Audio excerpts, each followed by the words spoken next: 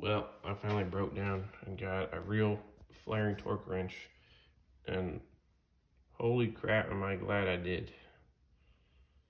This is definitely the way to do it as far as torquing down flare nuts go. I was trying to use a socket style torque wrench with a crow's foot, and it was a real struggle. So I actually wanted to get a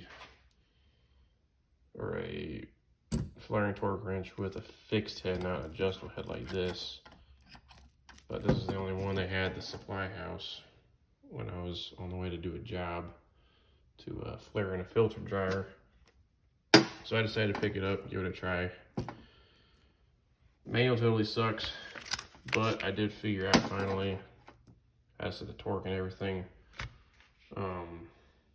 One thing the manual actually did help me figure out is why people keep saying the flare nut is slipping on these adjustable heads.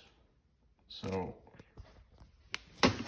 problem is you need to have, or rather you need to make sure that the fixed side of the adjustable wrench is away from your body and you want to pull. And that's how I've been torquing down flare nuts, and I've had nothing slip yet. So I'm actually really happy with this thing, besides the manual just being a piece of hot garbage pretty much.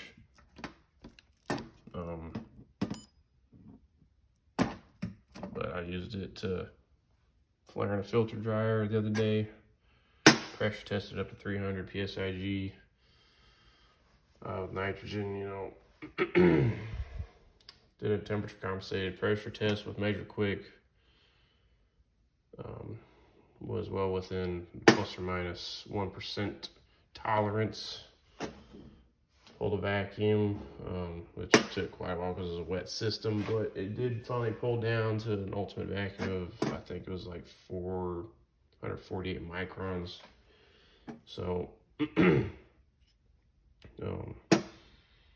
anyway, point is, I'm very happy with this torque wrench, and I take back what I said about getting the fixed head style, the click type. I think this is probably just as good, if not better.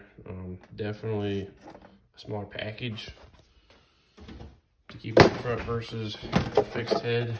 Well, with the wrench and all the extra heads you gotta keep in containers. So this is what I'll be using going forward to torque down flares.